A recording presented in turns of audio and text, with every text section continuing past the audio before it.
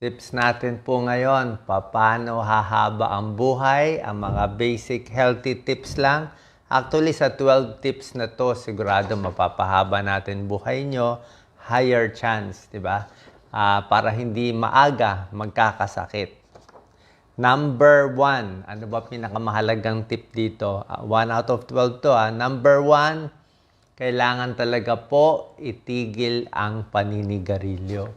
So, bilang internist, bilang cardiologist, sa 30 years experience ko, talaga nakita namin, basta naninigarilyo, lalo na yung mga 1 pack a day, 2 pack a day, meron naman humahaba ang buhay, meron naman umaabot ng 70 years old kahit naninigarilyo, pero malaki yung chance na may mangyari Pwedeng magka-lung cancer, pwedeng magka-throat cancer, pwedeng ma-heart attack na maaga. So, smoking talaga.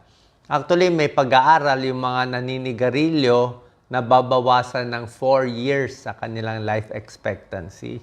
So, maraming problema, pati prostate cancer at iba pa. Kaya, kung ito lang tatanggalin nyo, stop smoking lang, malaking bagay. Mura pa, makakatipid kayo. Number 2, pinakamaganda para humaba ang buhay. Ito po, base ito sa pag-aaral.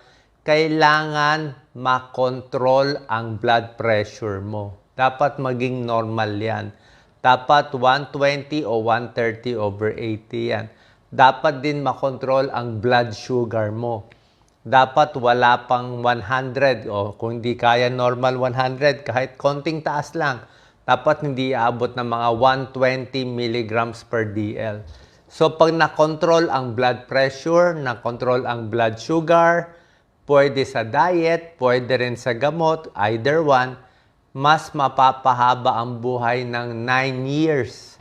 Okay? Dagdag 9 years sa life expectancy. Ibig sabihin, isang grupo ng tao, controlled ang blood pressure at blood sugar. Pwede sa gamot, may maintenance, o pwede sarili, nagda-diet sila.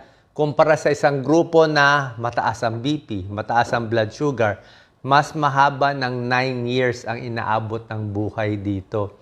Siyempre, pag hindi controlled ang blood pressure, anytime pwede ma-stroke.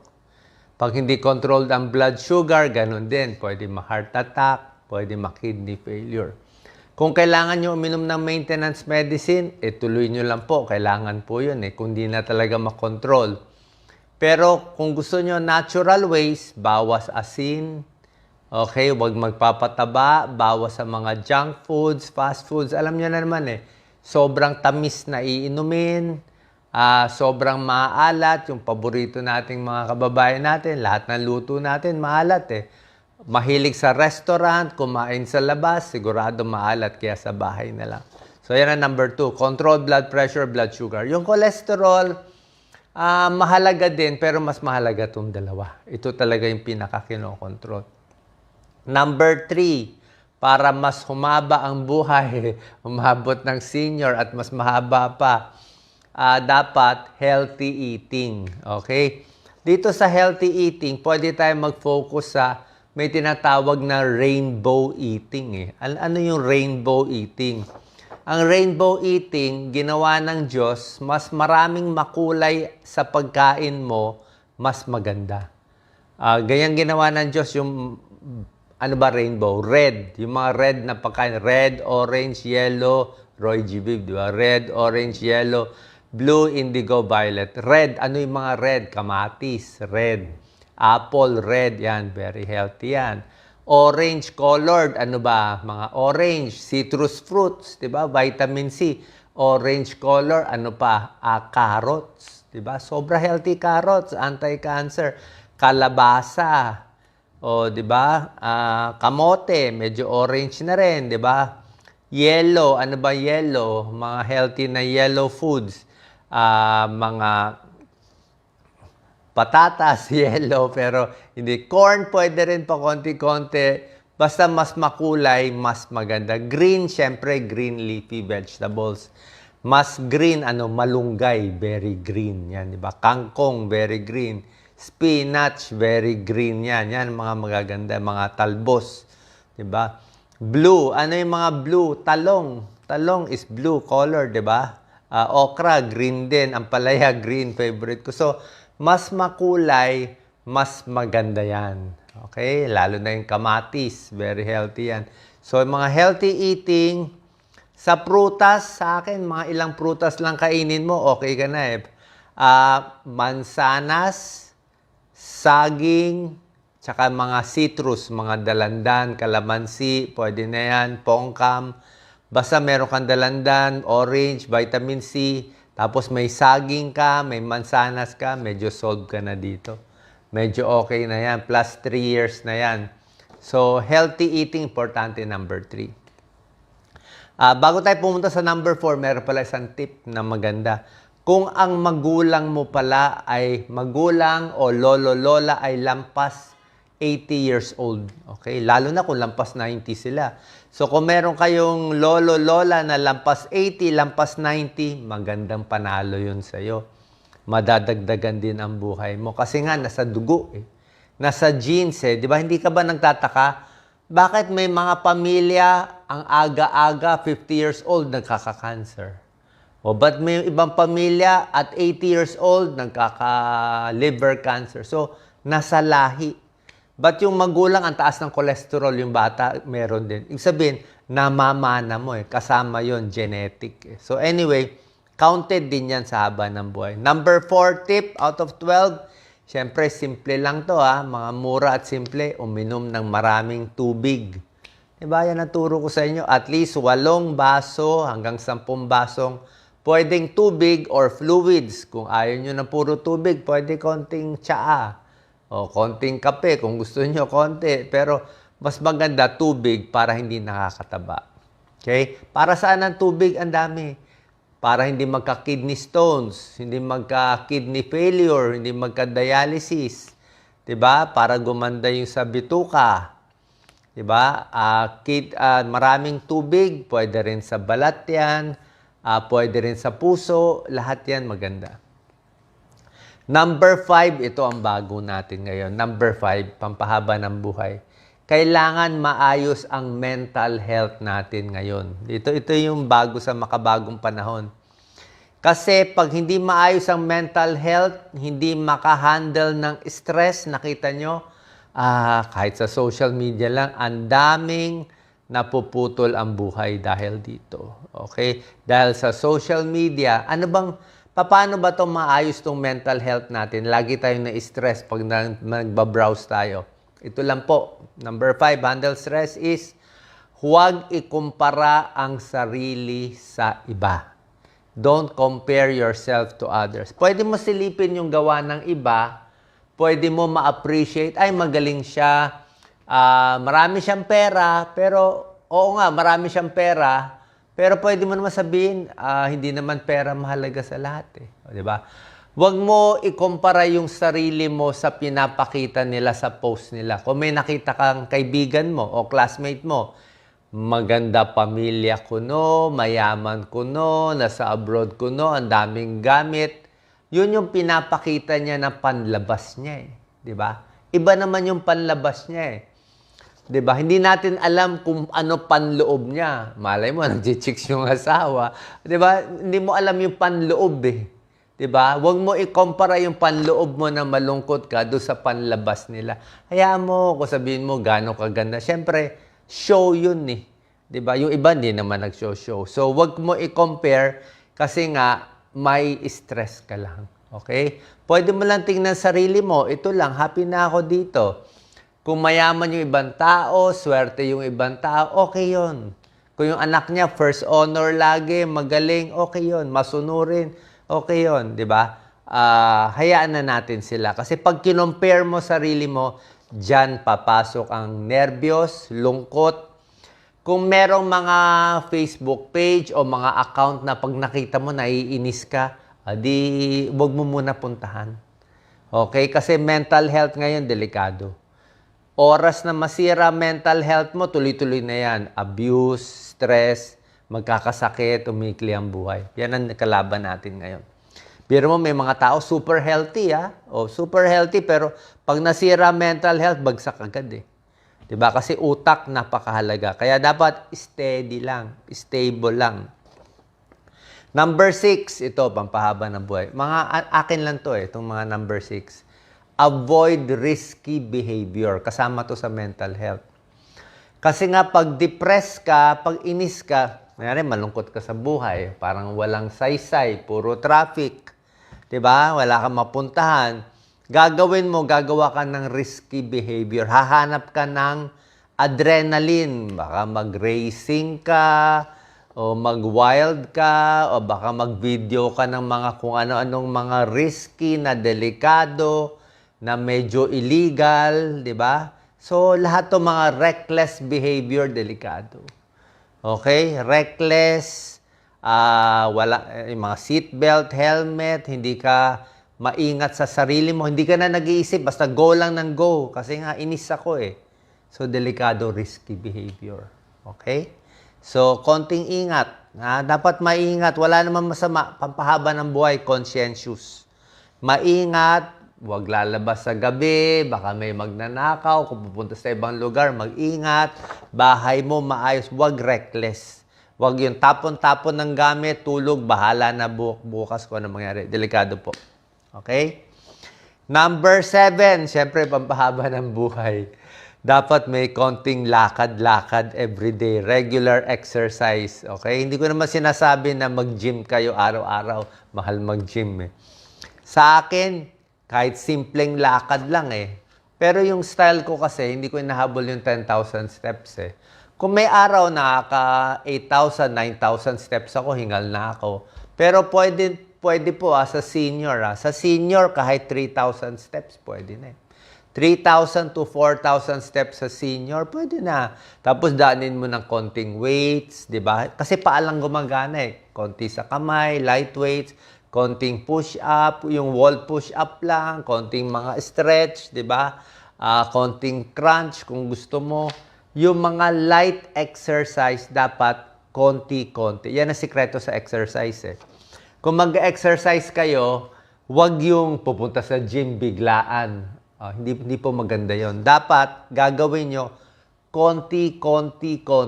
Ngayon siguro 2 pounds lang. Sabi mo, nakakatawa ka naman, Doc, 2 pounds. Hayaan mo tumawa siya, 2 pounds. At least dinaandahan mo, 2 pounds, 3 pounds, 4 pounds. Kasi kung binigla mo yan, maraming mayabang, bigla daw, kaya ko, 10 pounds. O kita mo, pag na-frozen shoulder. Pag na-frozen shoulder ka, o na-tear mo yan, 3 buwan yan, di gagaling. Okay? 3 buwan yan, di gagaling. So, ano gagawin mo 3 buwan? Wala ka na magagawa. Mag-umpisa ka ng dahan-dahan. Tapos may rest day. Okay? So, ingat sa exercise. Biking is good, pero okay ba mag-bike sa labas? Baka matapilok tayo. Maganda ba daan natin? Baka may nakainom na katabi mong sasakyan. Mabangga pa tayo. So, hanap ng safe place. Number 8, pampahaba ng buhay. Huwag magpapataba. Healthy weight. Sabi nga nila the less you eat, the longer you will live. Mas konti ang kinakain.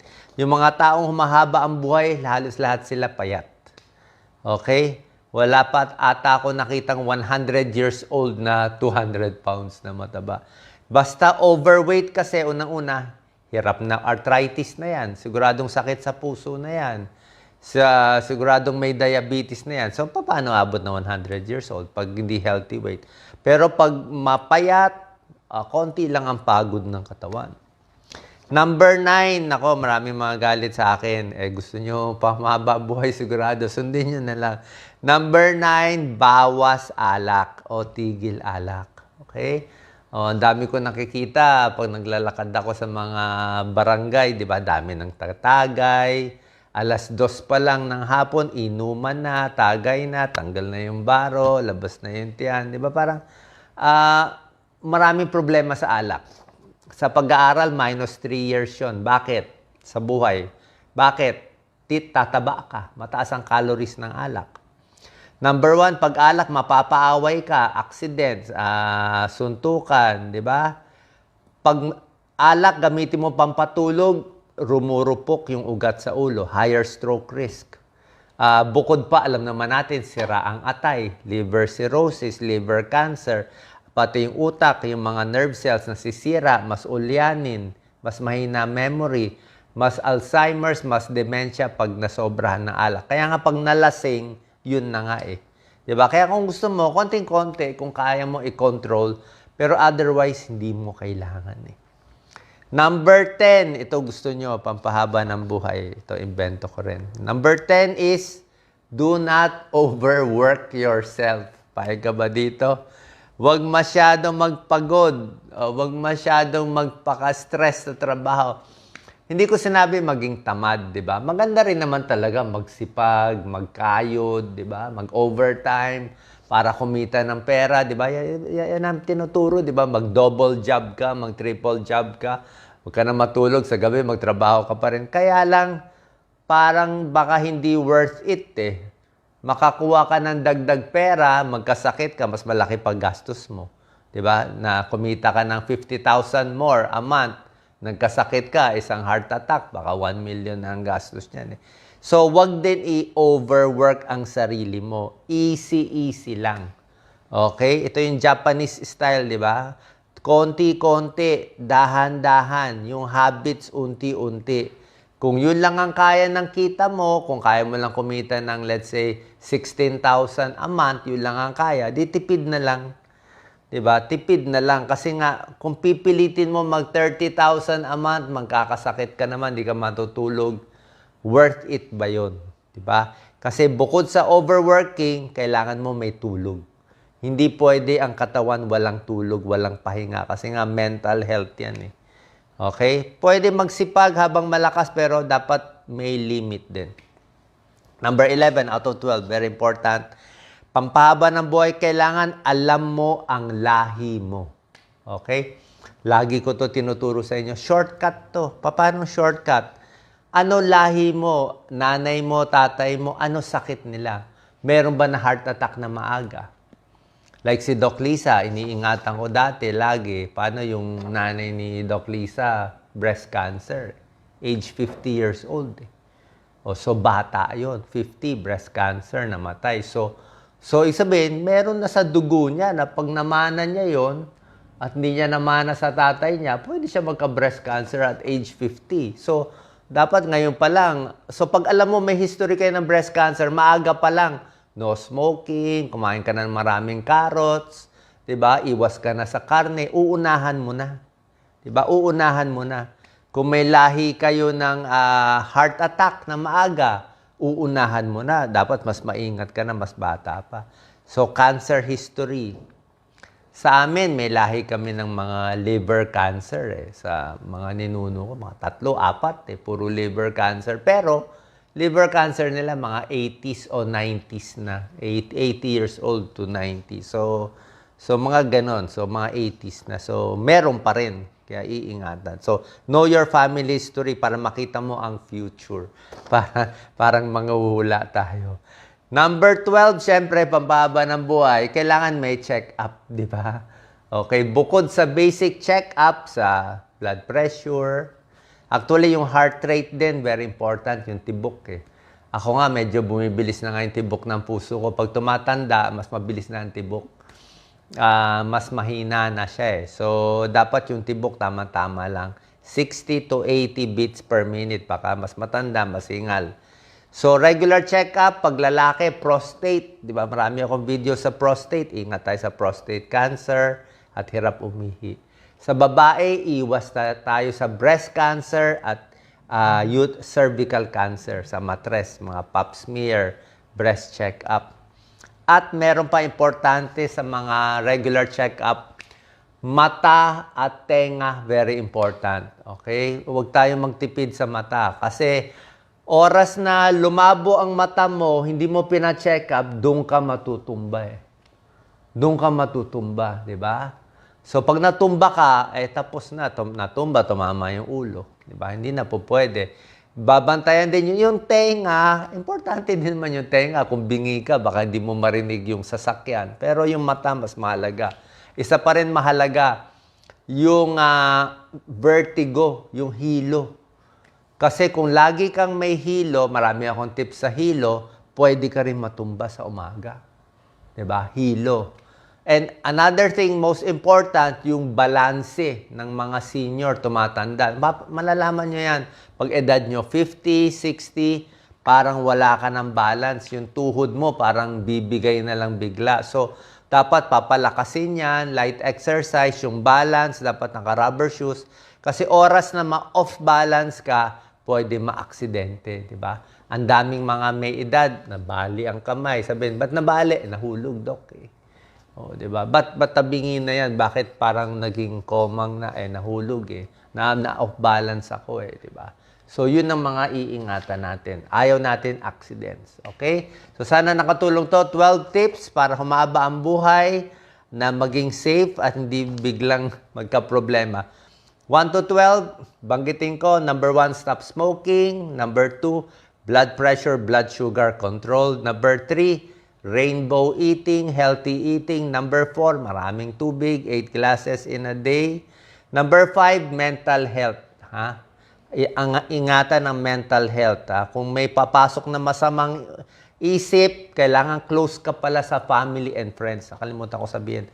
Number 5, close sa family and friends. Huwag mo awayin yung magulang mo, ang kapatid mo. Masisira ang mental health mo. Huwag mo awayin.